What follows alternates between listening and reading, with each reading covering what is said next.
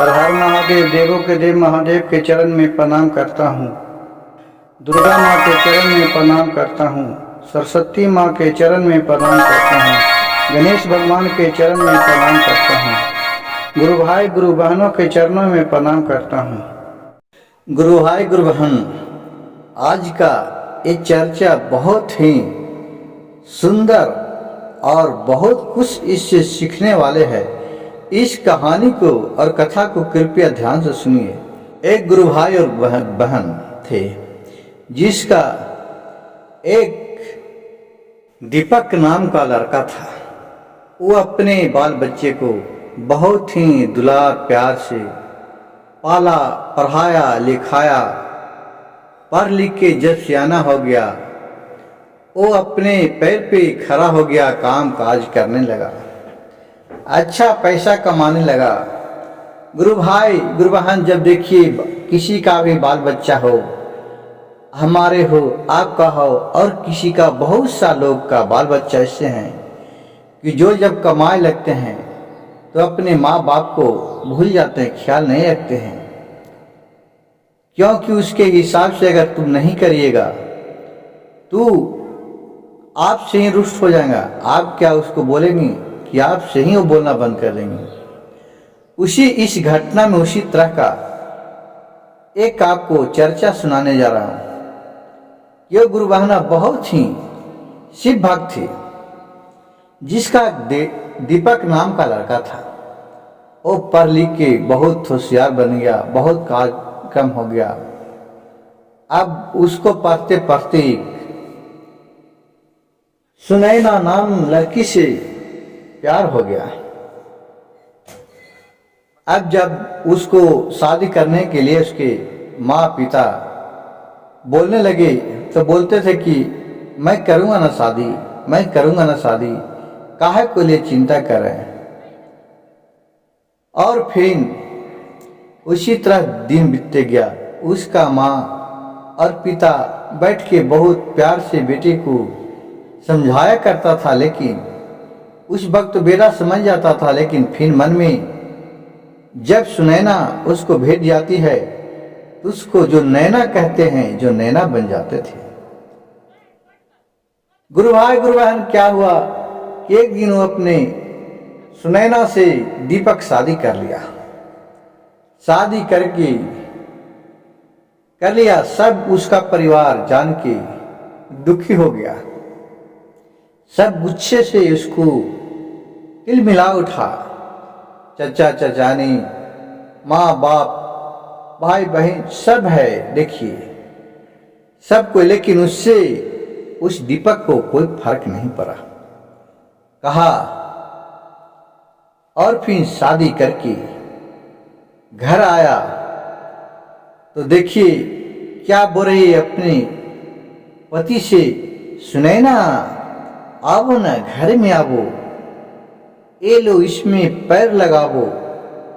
जो होता है कि घर में जब दुल्हन आती है तो जो रस्म होते हैं, उसको रस्म को वो अपने दुल्हा है जो खुद ही करवा रहा है अपने सुनैना से। गोर पैर को कितने जगह है कि उसको रंग में डुबाते हैं, उसको बाद आगे चलते हैं। उसी तरह अपने लड़का है दुल्हा दीपक, जो सुनैना को रंग में डुबा कर आकर के आइए आगे बढ़िए, और चावल का एक कटोरी में दिया और बोला इस रकम को पूरा करो। अब बोला, हे सुनैना, इसको अपने बायां पैर से ढक लो और इसको पूरा लुगा से चारों पट्टी ढक लो। अब ऐसा ढकना कि जो इस घर में देखने वाला जरे, जो जरते रह जाए। और बोली, ढको ढको पार्टनर, हम आज से तो पहले यार थे, अब हम लोग एक परिवार हो गए। अब तुम्हारे क्या है, तुम तो मेरी आधा अंग के मालिक है। इतने नहीं, मेरे जायदाद में भी तुम आधा का हिस्सेदार हो। तुम्हें हमारे प्रॉपर्टी में, मेरे शरीर में, सभी चीज में आप आधा अंग के आधा हिस्सेदार हो। आज तुम्हें कौन कुछ कहेगा? देखने वाला जरे वाला को जरते रहने दो, हम और तुम तो खुश रहो। इतना जब सुना तो उसको जो चचेरी भौजाई थी और उसको चचा थी, जो क्या बोल रही है कि अरे तुम हमको काहे कर रहा है ऐसे? तुम 7 गो करो, 10 गो करो, 20 गो करो, उससे हमको क्या मतलब है? तुम्हारा खियाना है, तुम्हारा रखना है, तुम्हारा बाल बच्चा होगा, तुम्हारा शादी करना है, उससे हमको क्या मतलब है?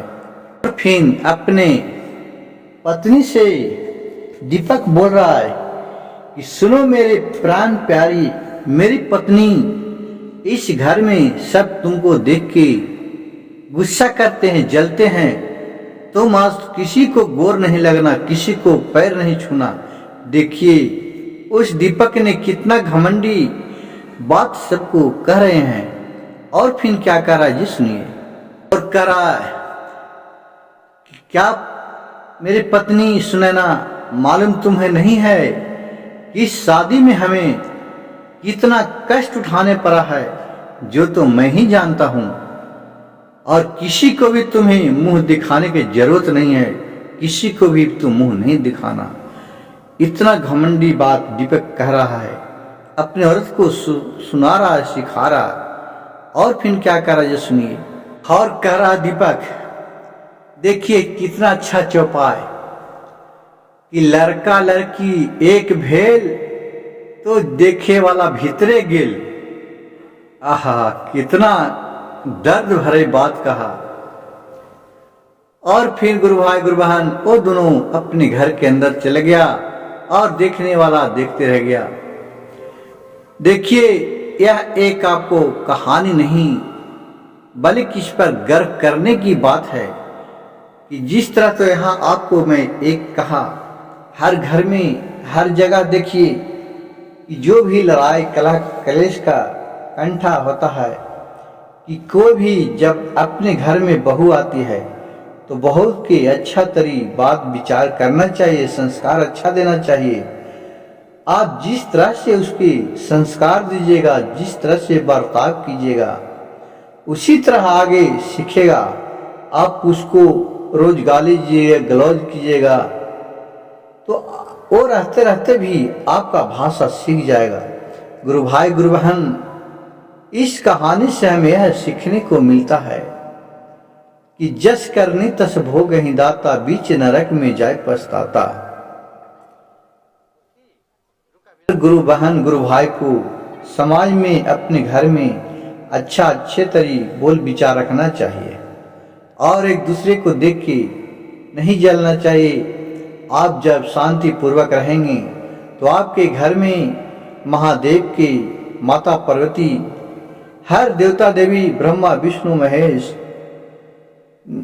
सबको वास होंगे, सुखी शांति रहेगा। गुरु भाई गुरु बहन, मेरे भजन, मेरे कथा आपको कैसा लगा वो कमेंट बॉक्स में जरूर लिखिएगा। आपका मैं कमेंट पढ़ के बहुत खुश होता हूँ कि आप कम से कम इतना तो मेरे कथा को सुने।